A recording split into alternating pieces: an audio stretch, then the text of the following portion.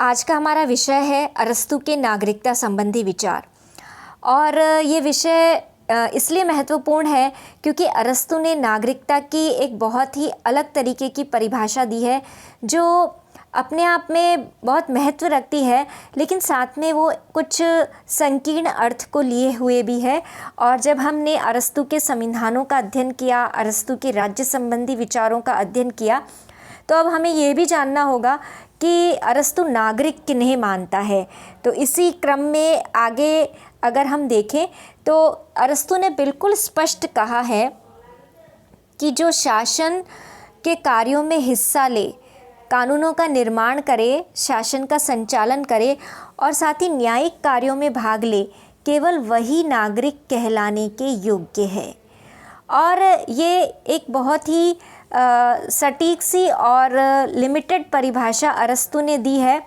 और अगर इस अर्थ में हम देखें तो वर्तमान समय में हमारी जो केवल कार्यपालिका, व्यवस्थापिका और न्यायपालिका के सदस्य हैं वही नागरिक की श्रेणी में लिए जाएंगे। बाकी जो अन्य और लोग हैं वो सब नागरिक की श्रेणी में नहीं आएंगे यदि हम अरस्तू की इस परिभाषा के आधार पर आज की परिस्थितियों का आकलन करें तो ये बात निकल कर सामने आएगी। लेकिन प्रश्न ये उठता है कि अरस्तू ने नागरिकता की इतनी संकीर्ण परिभाषा क्यों दी। तो इसका उत्तर हमें आगे की स्लाइड में हम देखते हैं। और उनका बिल्कुल कहना है कि कहीं पे जन्म ले लिया तो हम वहाँ के नागरिक हो जाएं, ऐसा बिल्कुल नहीं है। या हमें कोई कानूनी अधिकार मिल गए हैं जैसे स्वतंत्रता, समानता के, तो हम वहाँ के नागरिक हो जाएं, ऐसा भी नहीं है। तो फिर आखिर वो कहना क्या चाहते हैं? और वो कहना ये चाहते हैं कि नागरिक वही हो सकता है जिसके पास अवकाश हो। अब ये अवकाश क्या है? अवकाश का मतलब हम आमतौर पर एक ब्रेक से लेते हैं, एक जो छुट्टी है उससे लेते हैं, लेकिन ऐसा अरस्तू ने नहीं माना है। और अरस्तू ने एक बहुत ही व्यापक परिभाषा दी है अवकाश की, और ये कहा है कि केवल आराम करना अवकाश नहीं है, बल्कि जो हमारी रोज़मर्रा की रोटी, कपड़े और मकान की आवश्यकताएं हैं उनको पूरा करने के बाद जो हमारे पास समय बचता है वो अवकाश है। ये वो समय होता है जब हम अपनी साहित्य, कला, ज्ञान, विज्ञान, इनका सबका विकास करते हैं। और हमारी जो साहित्य, संगीत के साथ जो राजनीति और इन सब चीज़ों के लिए हमें समय चाहिए होता है। तो यदि हम पूरे दिन ही अपनी आर्थिक आवश्यकताओं की पूर्ति करने में लगे रहेंगे तो हमें इसके लिए समय नहीं मिलेगा। तो अरस्तू का कहना है कि जिनके पास समय है इन सब चीज़ों का चिंतन करने का, क्योंकि वही व्यक्ति अपने व्यक्तित्व का विकास कर सकेंगे।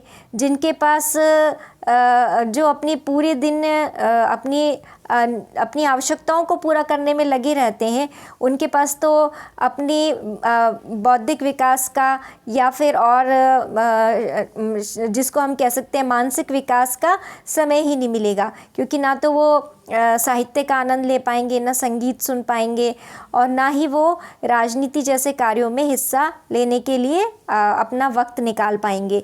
तो ये एक बहुत ही महत्वपूर्ण बात अरस्तू ने कही है। ये इसलिए महत्वपूर्ण है क्योंकि उन्होंने कहा है कि राजनीति जो नागरिक है वो बहुत ही जिम्मेदार व्यक्ति है। यहाँ पे हमें ध्यान रखना होगा कि बहुत ही जिम्मेदारी का काम है। इसको ऐसे ही हम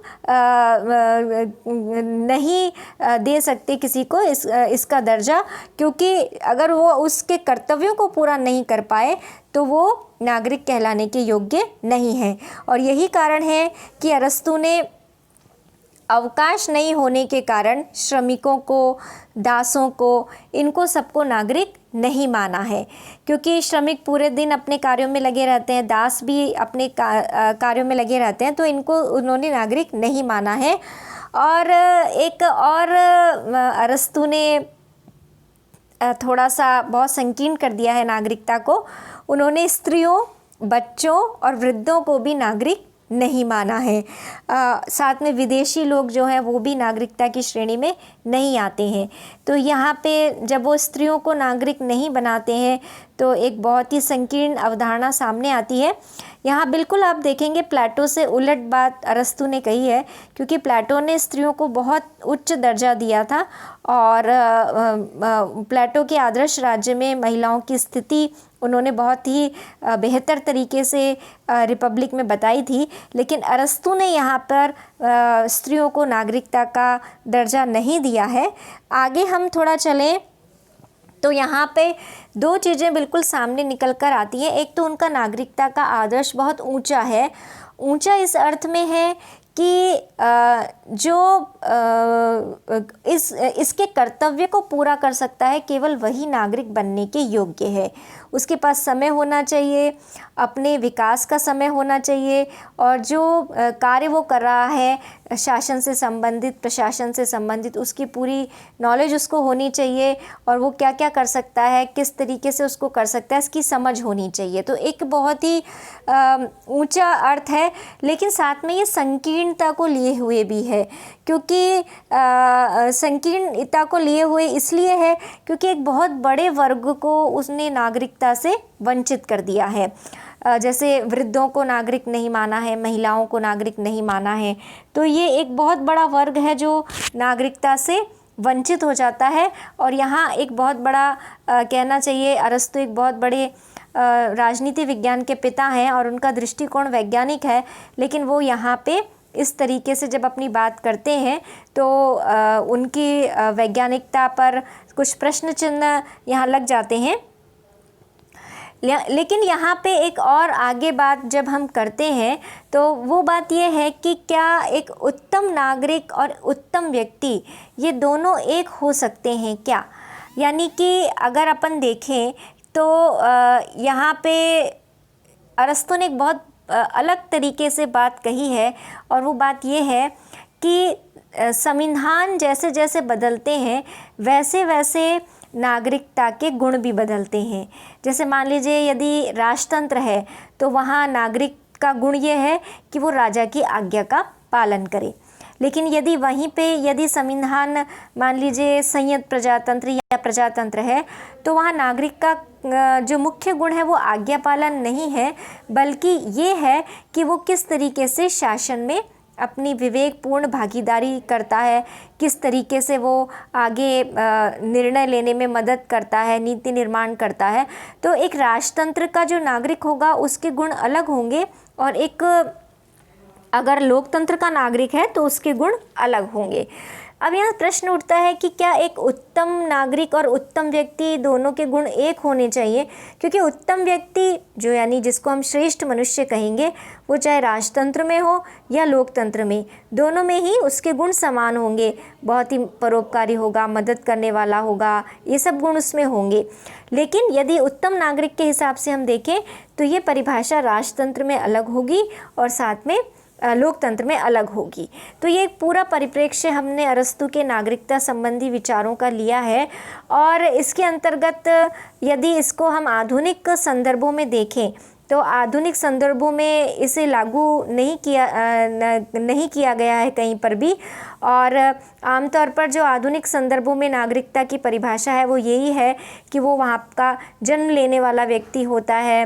विदेशी लोगों को भी नागरिकता मिलती है, इसके भी नियम कायदे कानून हैं, लेकिन अरस्तु ने अपनी पॉलिटिक्स में ऐसा कुछ नहीं कहा है।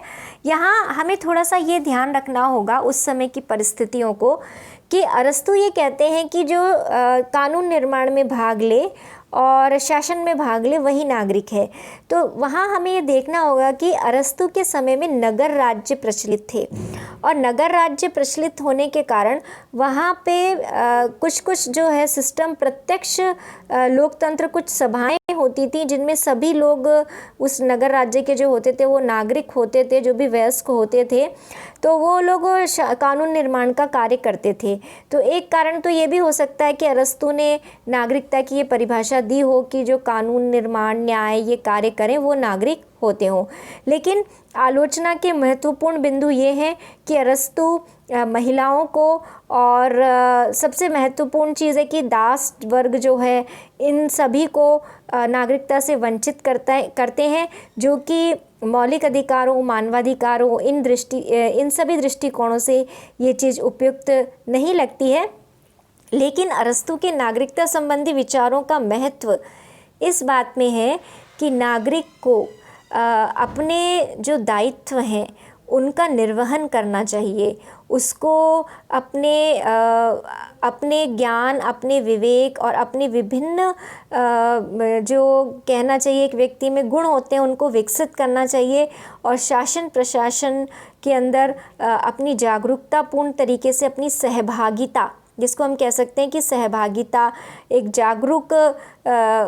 जागरूकता, सहभागिता, इन सब का उसको निर्वहन करना चाहिए। तो ये एक बहुत ही अरस्तु के नागरिकता संबंधी विचारों की एक बहुत ही खूबसूरत बात भी यहाँ निकल कर सामने आती है। और नकारात्मक पक्ष तो अपना है ही, लेकिन फिर भी अरस्तु के नागरिकता संबंधी विचार कुछ अपना अलग अर्थ लिए हुए हैं।